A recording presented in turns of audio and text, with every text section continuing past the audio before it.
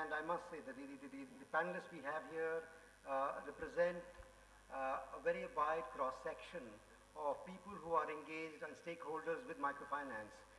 We have bankers, we have investors, we have, of course, microfinance practitioners. So I think we are looking forward to an extremely engaging, interesting conversation very shortly.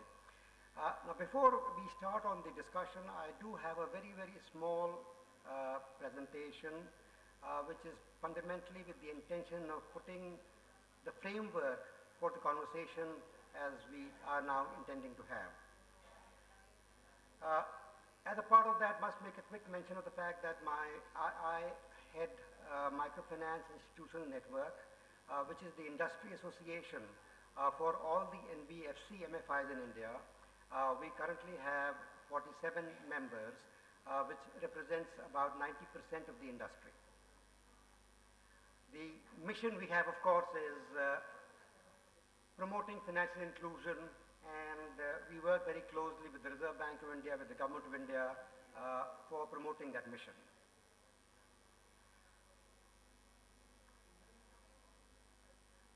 This is only giving you a broad indication of our representation. As you can see, we have a strong pan-India presence.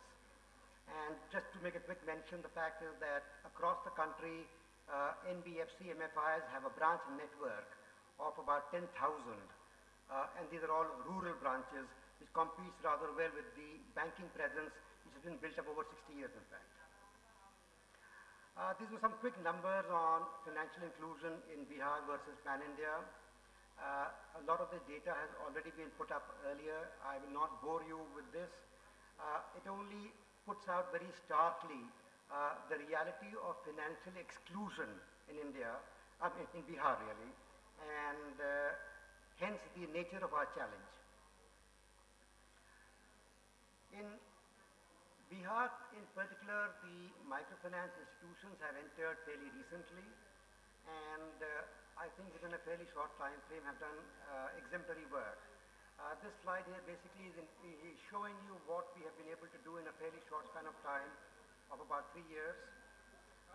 Today, there are 11 NBFC MFIs operating in Bihar. Almost 600 branches have been opened in this time.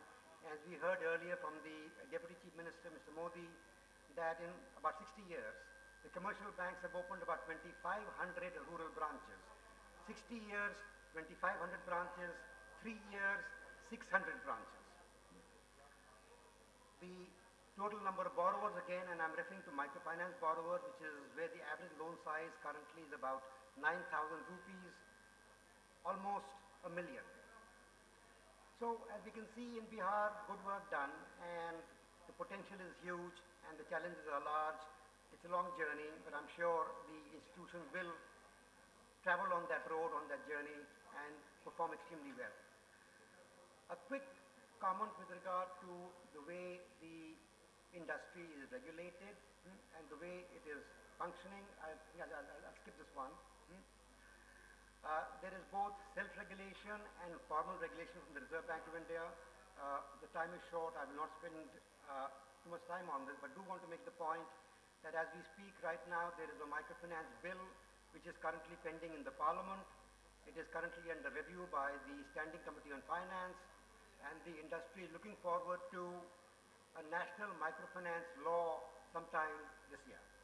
With these words, I'll close and we'll start on the discussions. May I first of all request Mr. Saha, who is the SIDBI Chief General Manager, and SIDBI has been a principal supporter of the industry, both on the debt side and the equity side from early days. Mr. Saha is a veteran, and I request him to kindly make his opening remarks.